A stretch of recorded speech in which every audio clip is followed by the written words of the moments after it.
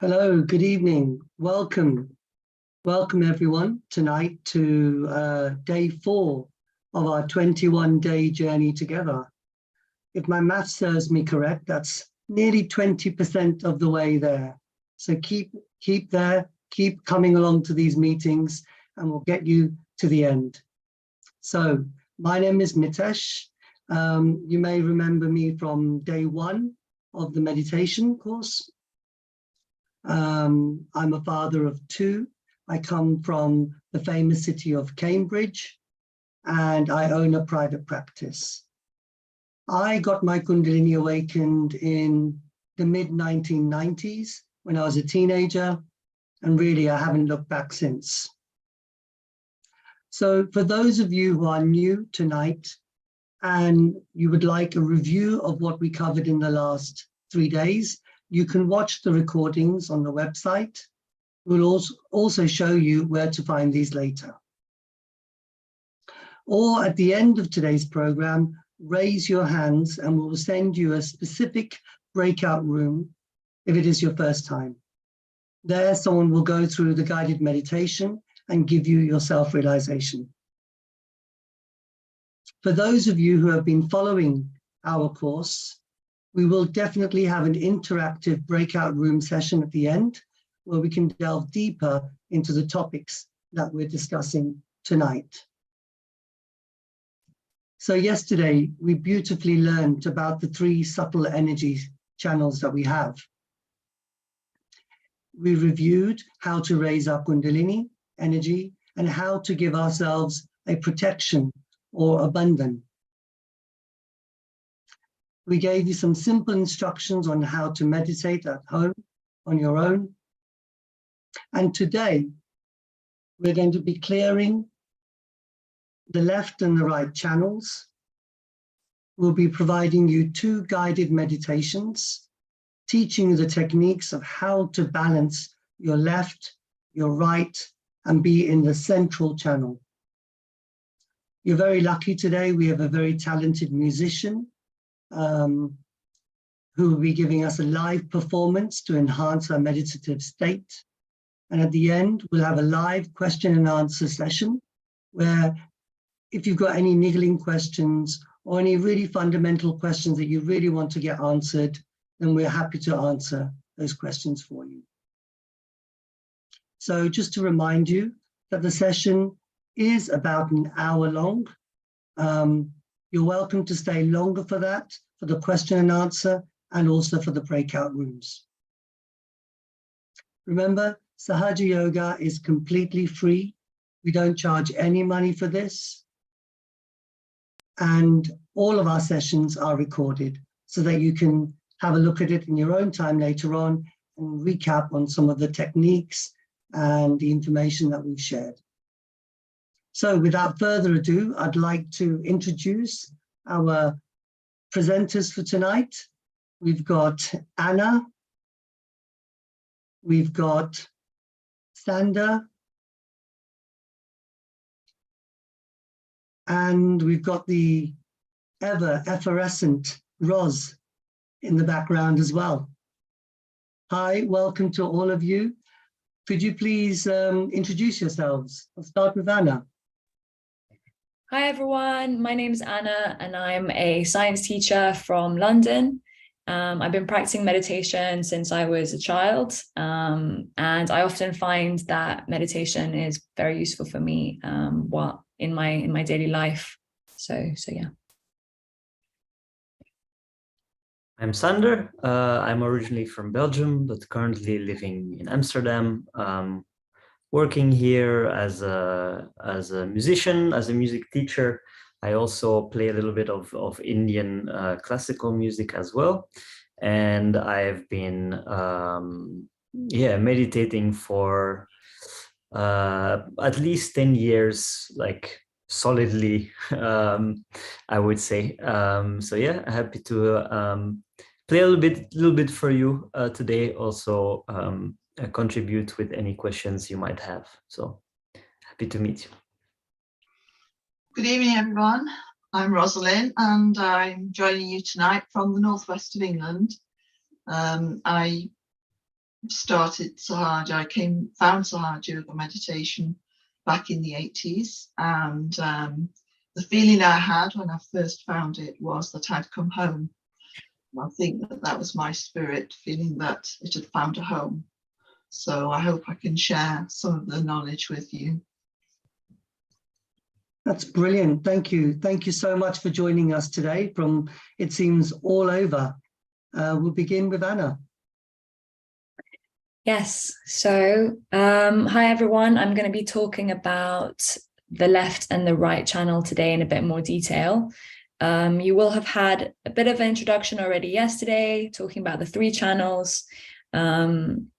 But my goal today is just to get you to practice some techniques so that you can kind of understand how to balance yourself a bit better with these channels. So if we could have the slide with, thank you.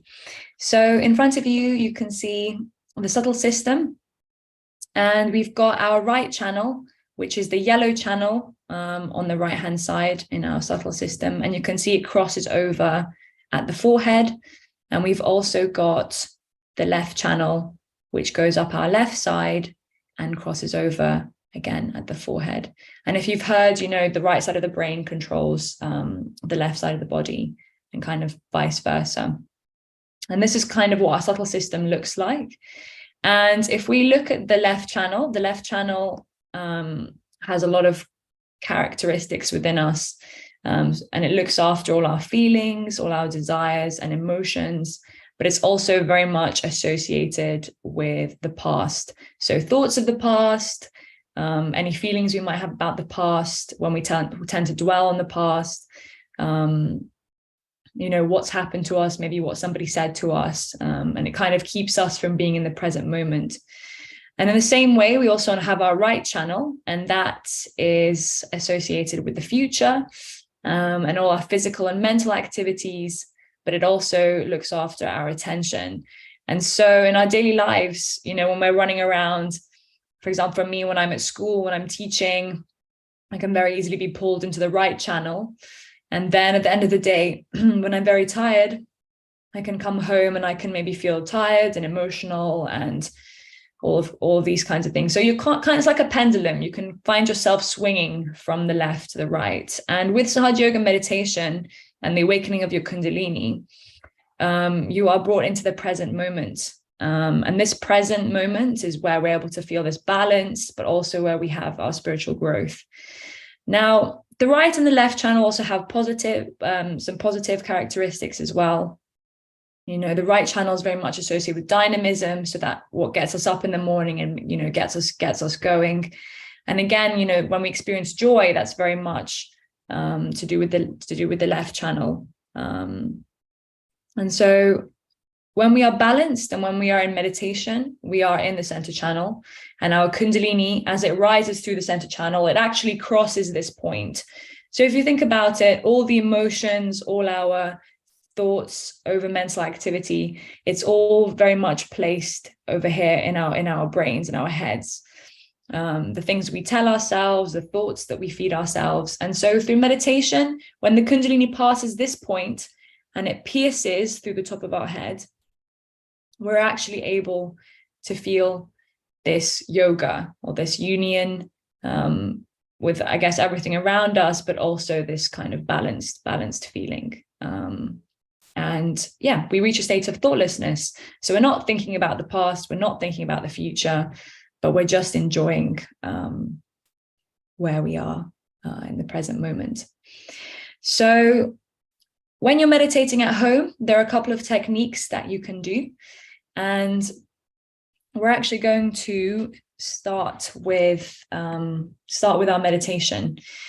So the way we start any meditation is by taking a bandhan. And some of you will have already done this, but just as a reminder of how to put ourselves in bandhan, let's all try this together. So wherever you're seated, just sit comfortably. And we do this at the start of meditation. We put ourselves in a bandhan to get into that meditative state. And once you've been meditating for a while, it kind of becomes a habit. So we raise our Kundalini, and we do that with the left hand with the left hand coming up our center channel, and our right hand wraps around the left hand. So you start at the base of your spine and you bring it up the front as you're raising your Kundalini, and the right hand wraps around. And you can tie a knot above your head. And we're going to do this 3 times. So we're going to do this a second time. So again, our left hand comes up the center channel, and we wrap our right hand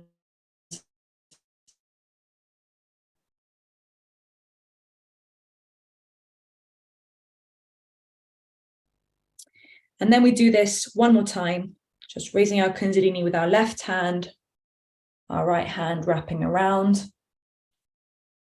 and then we tie 3 knots. And this is kind of for the 3 channels. You can think of it this way, and it just keeps our attention on top of our heads. And then what we can do is we can draw a kind of rainbow or an arch around our heads with our right hand. So we take our right hand, and from the left hand side, we bring it all the way up over our heads and back again. So that's 1.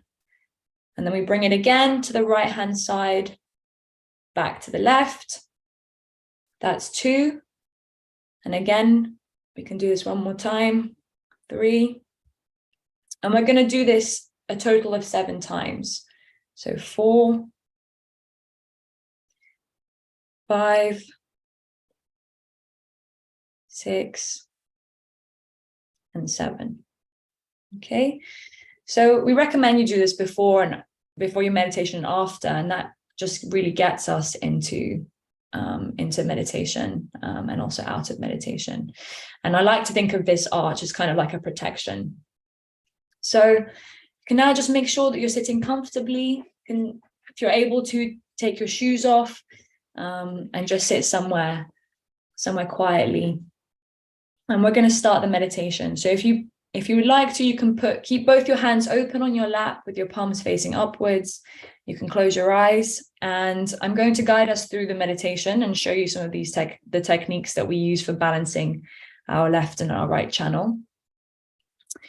And if you're unsure at any moment about what's been said, maybe you haven't heard what I've said, you can just open your eyes and just have a look at the screen, and there'll be a picture there to kind of guide you. But for best results, just close your eyes, let go. We're here to meditate now. We're here to be in the present moment and give ourselves an opportunity just to relax from the day. So we can start by closing our eyes, opening our hands with our palms facing upwards on our laps.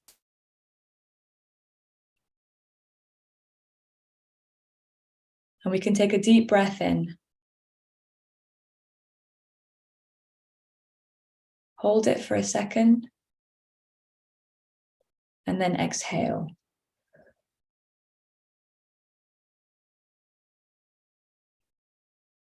Can do it again. Deep breath in. Hold it. And then exhale.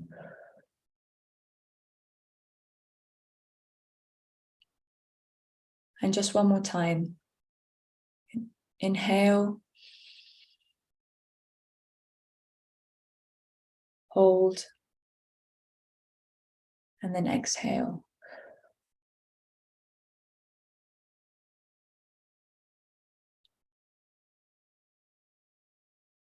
So with our eyes closed, we can try and bring our attention to our left channel, to the left-hand side of our body. And in order to clear out this channel, or kind of let any excess tiredness out of this channel, what we can do is we can drop our right hand towards the earth. So if you're sat on the ground, that's great. You can just put your right hand on the earth. But if you're on a chair, you can also just drop your hand towards the ground, and it does the same thing. So dropping our right hand towards the ground. And again, keep our eyes closed. And it's really important that whatever we do in our meditation, that we're aware of what we're doing and why we're doing it. But also that we just treat it a bit as an experiment. So now we're going to work on clearing out our left channel. And all we have to do is ask our Kundalini, Mother Kundalini, please take out any overexhaustion, feelings of being overly emotional, anything that I've picked up during the day, anything from my past. Just let it go into the Mother Earth.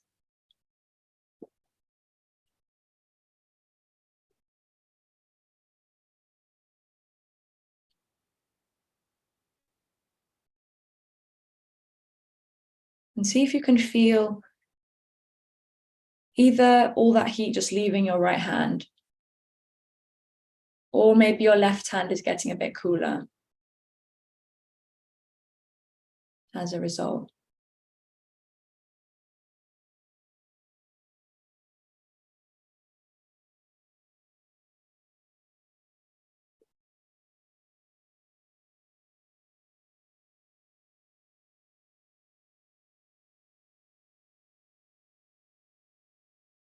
Okay, so if we bring our right hand back onto our lap with our palms facing upward, you can just notice how you're feeling, notice any changes to any sensations that you might have.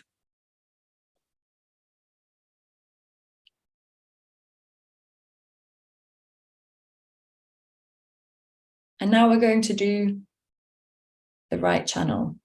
So for the right channel, we keep our right hand on our lap and we bring our left hand up, facing backwards.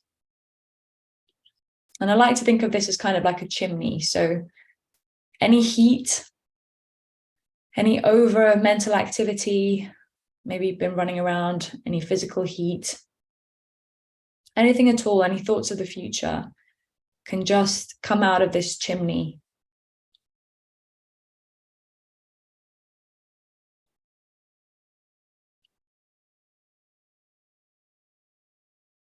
And again, all you need for this meditation is just a desire for something to happen. You could just ask your Kundalini, Mother Kundalini, let all this heat that I'm feeling come out with my left hand.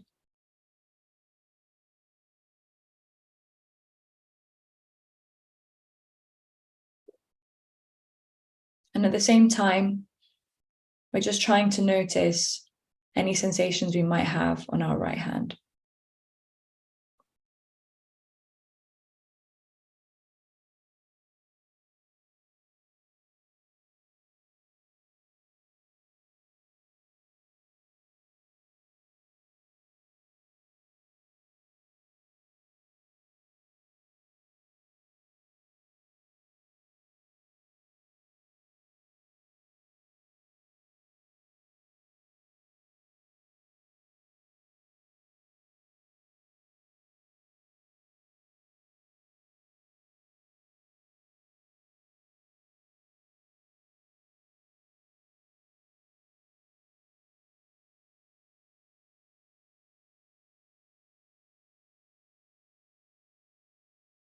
We bring down our left hand back onto our lap.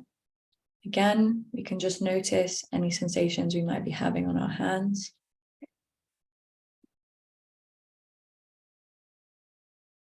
And if it helps, I even lift my hands a bit closer. So if I lift my hands up, my attention immediately goes to my hands and the fact that I've lifted them up. And it helps me to see, what am I actually feeling?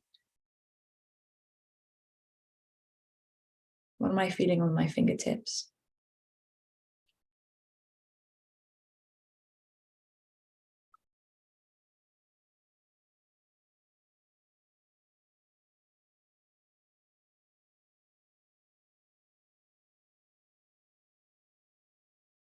And now for the center channel, just to bring our attention to the center channel, we can take our right hand and we can just help to raise our Kundalini up through the center channel, all the way up to the top of our heads. So what I'm doing is I'm just moving my right hand from the base of up my spine and helping to guide my Kundalini energy all the way up to the top of my head.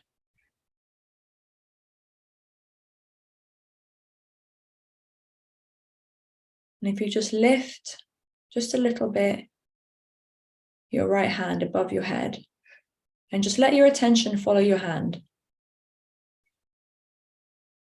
You can just raise your hand higher and higher and let your attention follow.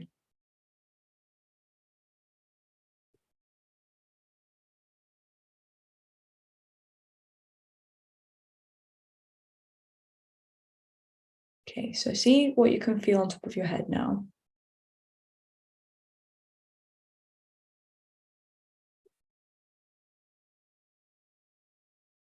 We bring down our right hand and try with our left hand as well. Just check on top of our heads.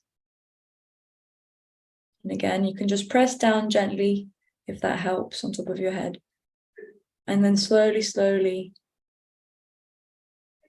raise your hand.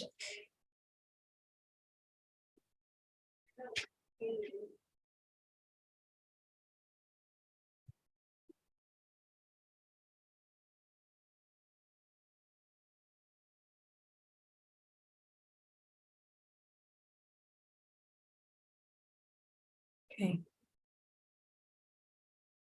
So now we're just going to enjoy the silence for a couple of moments, trying to keep our attention on the top of our heads.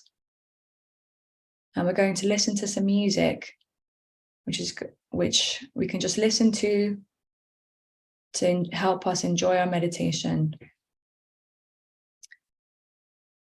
and be in the present.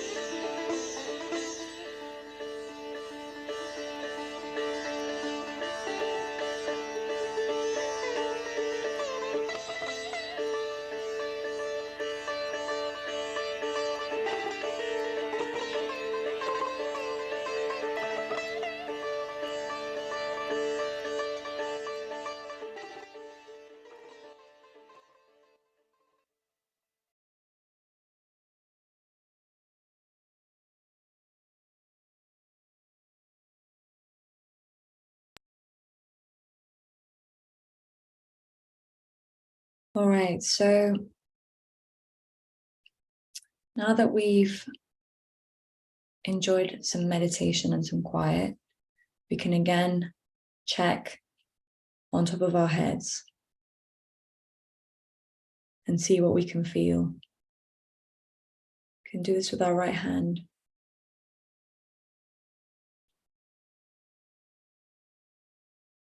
And then again, we can do it with our left hand.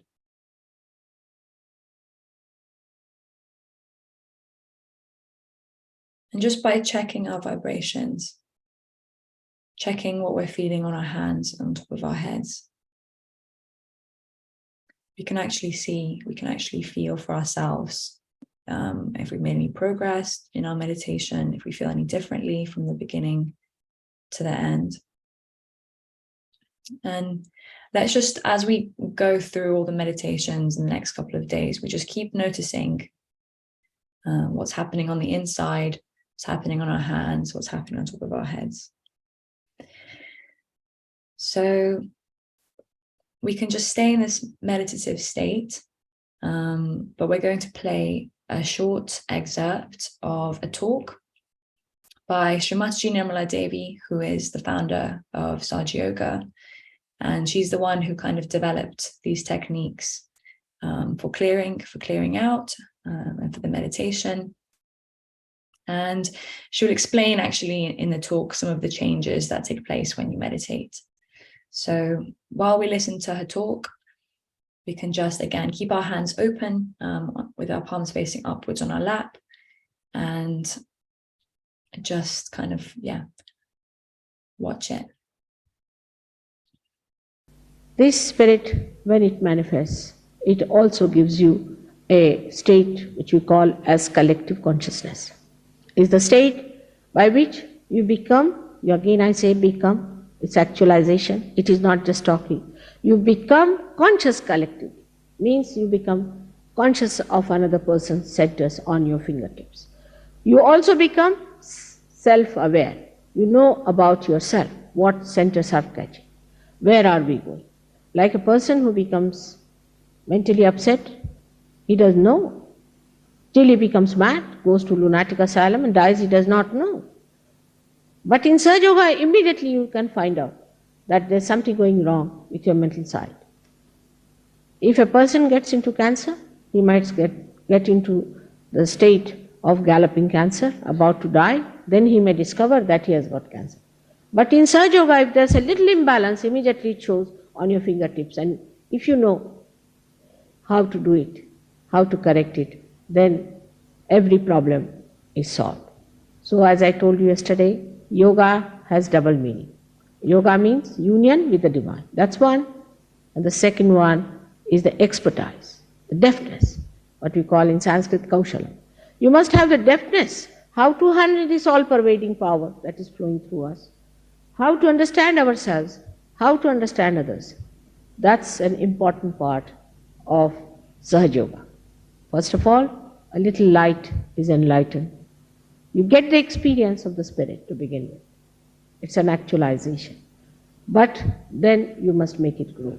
Christ has given beautiful parables explaining this, the sprouting of the seeds which were thrown on the rocks. Some were thrown in the good soil and some were neglected. We find that every day happening. Thousands come to my program and then I find some of them are lost in the rocks. Some of them are wasted, but some of them become huge big trees to give shade, joy and support to others. We have to change this world. How are we going to change this world, this horrible world which is just on the precipice of destruction? The only way is that we have to change ourselves. That's the transformation just waiting to happen. It's nothing that I'm doing about it. I really tell you, I don't do anything. I don't do anything. I'm just waiting to get it. You just catch upon it and you get it. I may be just triggering it, but you can trigger it also. So one has to understand that you have to be honest to yourself. You have to be fair to yourself. You have to understand your value. You must know your worth, that you are a human being created out of small things like amoeba from carbon, And today you are sitting here as human beings, you must be something very special. And this special thing has to become that thing which will make you understand what you are. Only thing, you are not yet connected. Only thing is that you have not yet felt that divinity within. We are all potentially divine. We have to just feel that divinity within us. But as a result of that, you are such a powerful personality, power of love. We have never used power of love. We have only used the power of hatred so far. Power of love is much above power of hatred. It can engulf all hatred, can just suck in everything that is hatred. It's very simple. Very simple methods are to be put. Only you must have desire to get transformed. Now the third thing that happens with self-realization is that you get a state of peace, of bliss, and of joy. When the Kundalini rises above the Sahaja Chakra, you become thoughtlessly aware. It's called as Nirvichar Samadhi, thoughtlessly aware, where there is no thought in your mind. If you want, you can think. If you want, you can think. But if you don't want, you can be in that state where you don't think. Actually, it's maddening sometimes the way man is thinking, morning till evening, yarns after yarns, useless things, a joyless pursuit. But when this thinking stops, you are above the thoughts. I would say, to give it a simile, that the waves of thought come and go away. Another thought comes and goes away. We are jumping on the cusp of the thought all the time. Supposing we can just get in the center of the thought, that is the present. If we could stop at the present moment, then we are not worried about the thoughts. Like the waves of water, if you are in the waves, you are frightened of that. But supposing you are in a boat, then you can see the waves and enjoy them. In the same way, what happens to you that you jump up to a higher state of existence through which you see the thoughts. If you want, you don't want to see, you need not see. Now the thoughts that you see also are very wide and deeper, where you get inspirations. That's why, as Dr. Warren has told you, that your creativity improves. You can become tremendously dynamic because your time is not wasted in wasteful thinking. You just know this is it. This is the exact. This is what we have to do. And that's how people get rid of many of their problems of mental tensions. There's no tension at all. You don't have any worries. You just see the thing like the witness. You become the witness of the whole drama.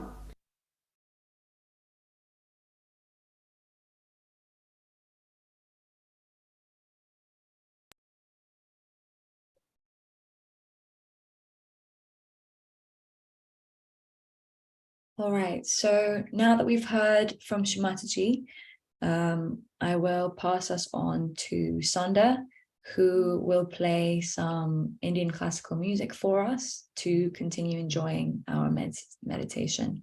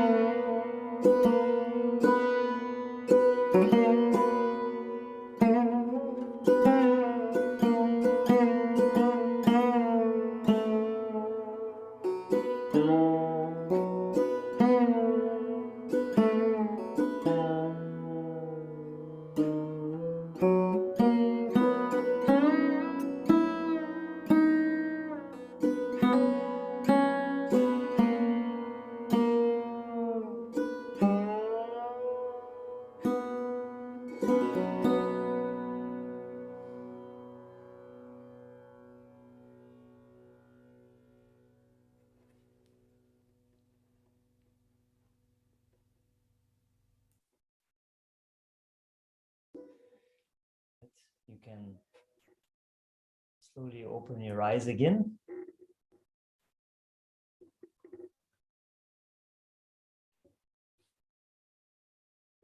So I just wanted to very quickly share a little bit about music and meditation. Maybe first of all, for those who don't know, because, well, it's not a very common instrument or commonly known, at least not in the West. This instrument is called the sarod. It's very interesting because its history is Persian, and it has been later adopted and then adapted as well to be used in Indian classical music. So it's actually not a very old instrument, maybe like 300 years ago it was invented, but there's quite a history already of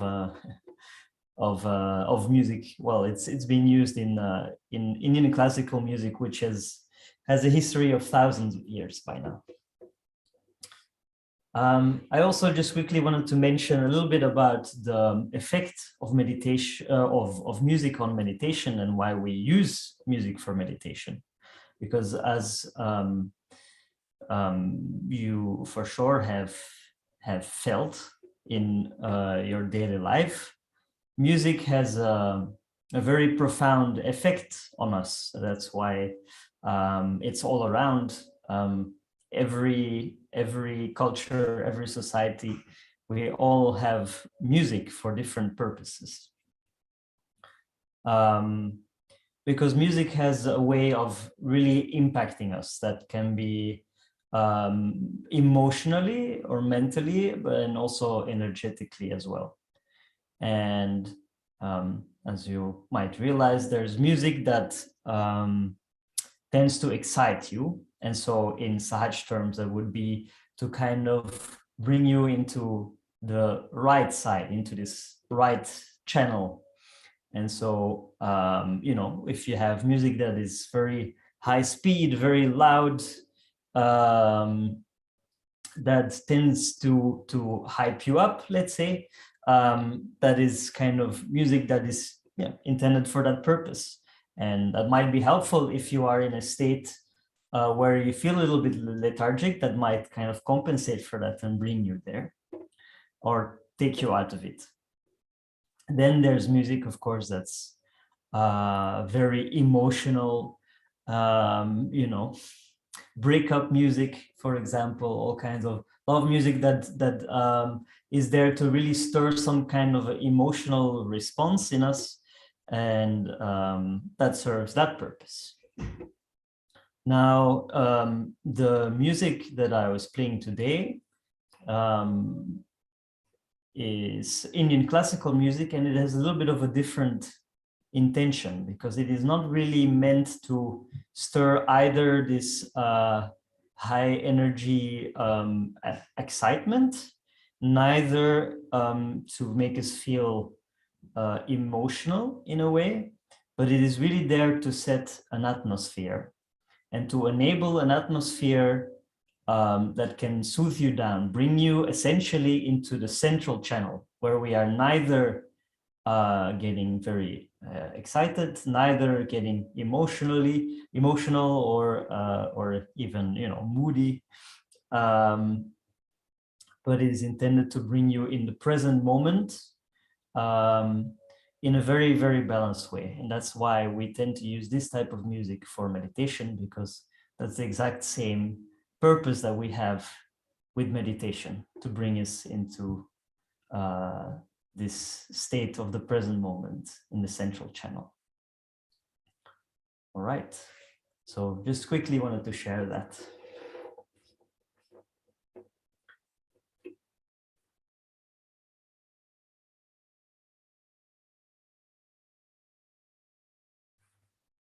Thank you so much, Sander, for that beautiful, enlightening music. You're so right. It didn't excite and it didn't make me sleepy. It just kept me in the center. So it's beautiful. Thank you so much. So now I'm going to re-invite Sander, Anna, and Roz. We're going to be having some question and answer sessions where we're going to take some questions from the audience and see if we can answer them. But just before that, I wanted to quickly, if I may, just go to one slide after, sorry.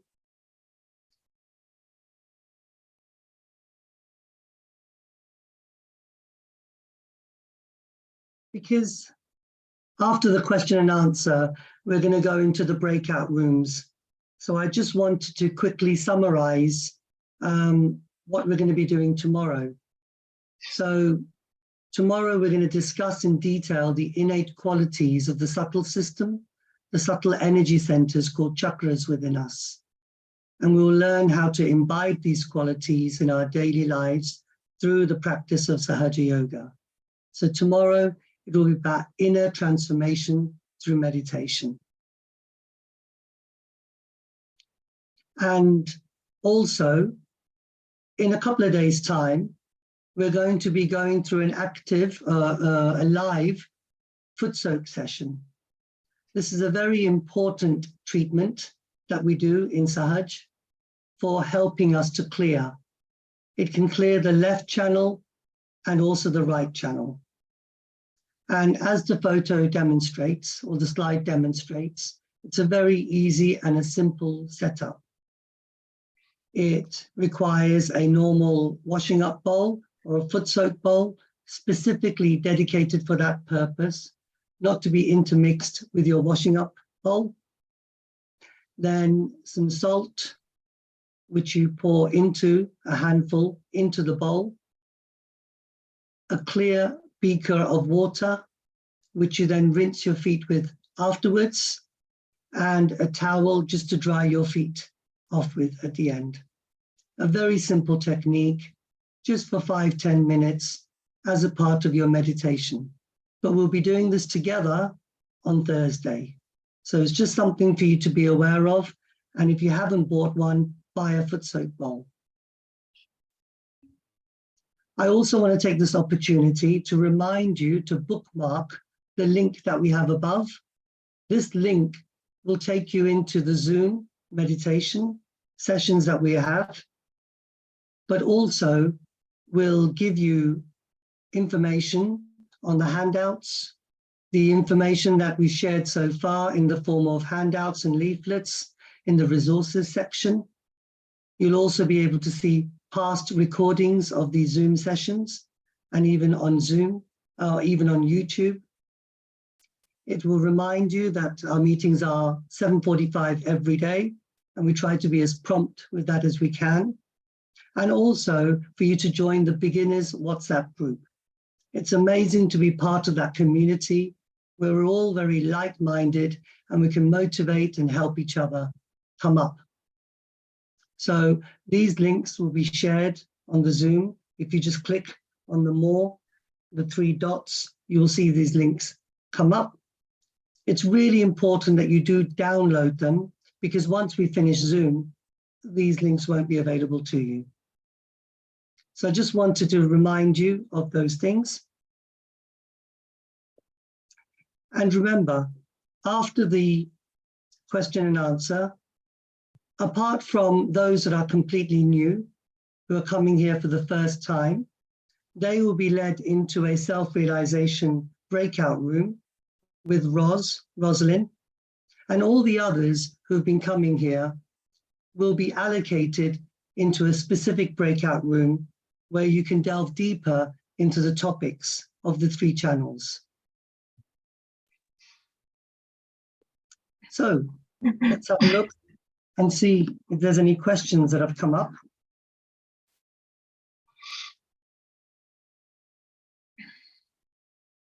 Oh, this is an interesting one. A lady, Alison has posted that during tonight's meditation, she actually started to feel some warm sensation on her left palm. She's never felt that before, and she was wondering what that meant. Ros, would you be able to answer this question? Yeah, so if you feel any warmth or heat on the left hand, sometimes in meditation you may also feel it on this side of the head. This means that it's coming from our left side. Now, this can be some obstacles from our past, because the left side holds things from our past. But it can also be imbalances in the emotions. It's very normal. It's very usual and normal to feel this. Many people feel this in the beginning of this meditation. Sometimes people also feel the heat on the other side, but from the left side, when we begin meditating with our Kundalini, it's actually quite a good thing, because the Kundalini is showing you where there is clearing needed. And we're going to show you those techniques to clear the chakras and the channels in future days. And even after the course is finished, we're still going to be showing you those things. So there's nothing to worry about. Just notice the sensations. And then as you meditate each day, try to notice if it changes. So it's just little imbalances that we've picked up during our lifetime. And we're going to show you many clearing techniques to deal with that.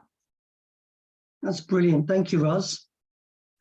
Got quite a lot of questions here. I also have a few being sent to me as well. So yeah. So a question I've got here is, I can feel a sensation on the top of my head, on my scalp, that I can't describe very well.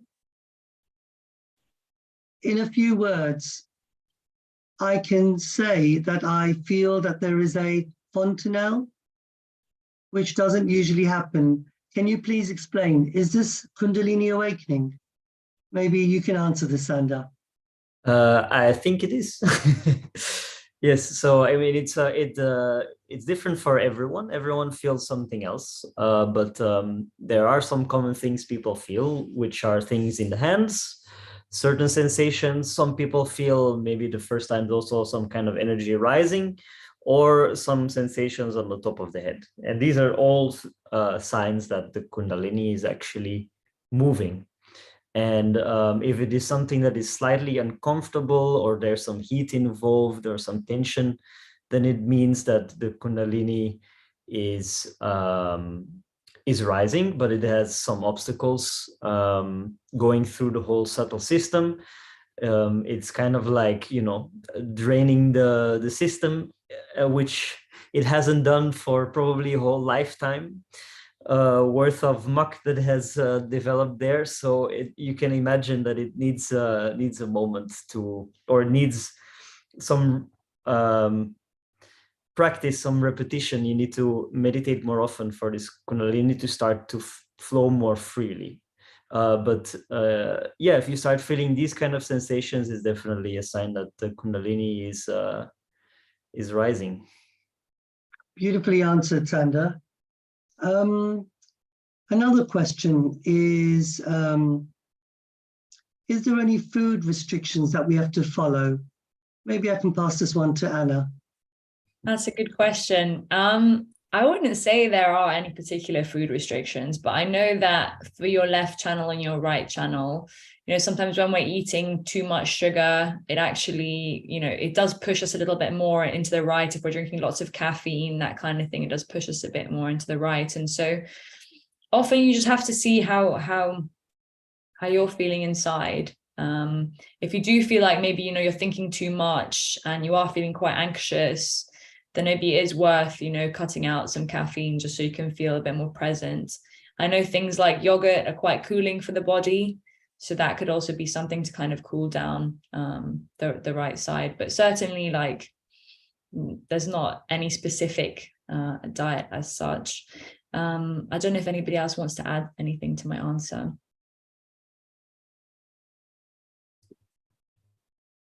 I think you've answered that really well, Anna. So yeah, it's brilliant. There is another question, because I'm from a science background, maybe I can answer this one. Just wondering, is there a scientific explanation to the channels and the chakras? I think that's a really interesting question, because when we're talking about spirituality, people are always thinking, is it something abstract? And how do we relate it to reality and the real sense of the organs within us? And absolutely, these chakras are sort of energy points, which if you were to cut open your body, they would pertain to certain subplexuses. And these are parts of the nervous system and the nerves that supply the organs. So yes, if you were to go deeper and deeper, you would realize that these chakras relate to a multitude of organs in that area. So yeah, there's a lot of scientific knowledge around these chakras. And as you come to more of these programs, you'll see how science and spirituality actually combine really well together.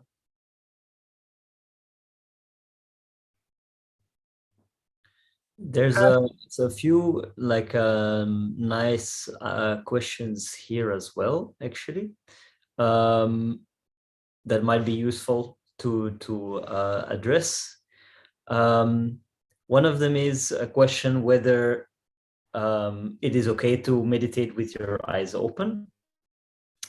To which I would say definitely, anything goes as long as you meditate better. It doesn't matter. Like sometimes when you're feeling more sleepy, it might be better to meditate with your eyes open than with your eyes closed. So definitely not a problem. Another one is someone says, I experienced what I can only call blissful deep exhaustion in the hours following the day 3 session. Is this a normal effect?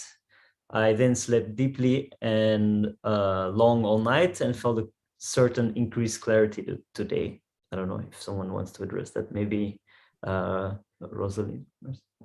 That sounds wonderful. That sounds like you've had a very strong experience of Kundalini rising. Some people do, excuse me, have a strong experience in the beginning, and then it settles down a little bit later. And it's really lovely to hear that. You're lucky, really, in a way. And it's brought you into the center. The Kundalini comes up the center channel, and it kind of just brings the left and the right into the right place, into the correct place, and just keeps you in the center. If you've had a good sleep after a good meditation, it's the best state you can be in, really. Yep, absolutely. Brilliant. And there was one question about foot soaking. Someone asked, do I have to foot soak every single day? Would you like to answer that, Anna? I mean, I personally foot soak every single day, but foot soaking is just a good thing to do. I think if you've been out and about, I mean, I'm teaching all day, so I'm working with teenagers, and it can be quite draining sometimes. And so in order for me to actually feel like I can get into a meditation, I like to do a foot soak. And yeah, I feel like it just helps me chill out in the same way that maybe, you know, reading a book but just, you know, you're able to be in the present moment rather than, you know, letting your attention go to different places. So it's kind of like a break. And any heat that you've picked up, you know, this kind of heaviness in your feet, by foot soaking, kind of, yeah, I think the salt's quite powerful in the water. It just kind of pulls out all of that heat. And then once you have a meditation after the foot soak, you can feel much clearer and lighter. Yeah. I would say that when you start to foot soak, try it for a spell of time, a period of time. So every day, if you possibly can. If you miss one, it's absolutely fine. It's not going to harm you in any way. But if you try it for a period of time and then try it without, that's when you'll notice the difference. You go out and about in the world, and it's quite tricky out there sometimes. You come back and you foot soak and you really soothe down before you sleep. And you're getting rid of a lot of that negativity before you go to sleep. That's the main thing about it. Yeah, that's brilliant. Thank you so much for answering all these questions. There's so many questions coming through, but I think that's a good idea now for us to break out into breakout rooms. We can now assign people, and those of us who want to go and get deeper questions, deeper answers to all the questions, then there will be someone there, a Sahaja Yoga practitioner, who will answer these in a little bit more detail for you. So we're doing that at the moment. Those of you who have come for the very first time, please keep your hands raised so that you can be assigned into a completely different room where we go through all the basics with you and the actual self-realization techniques. So once again, if this is your first time, please raise your hand. We'll put you into a self-realization room. Otherwise, just type breakout room help, and then you'll be met with a Sahaja Yoga teacher who will go into more details.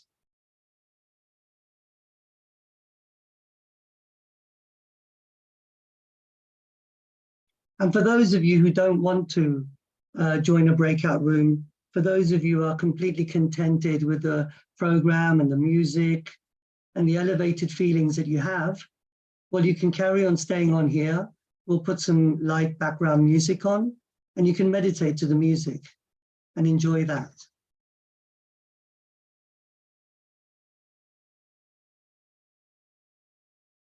For those of you who are on YouTube, for those of you who are enjoying it on YouTube, I'd request you to come and join the breakout rooms on Zoom, because there you'll have a much more of a tailor-made, personalized, one-to-one mentoring.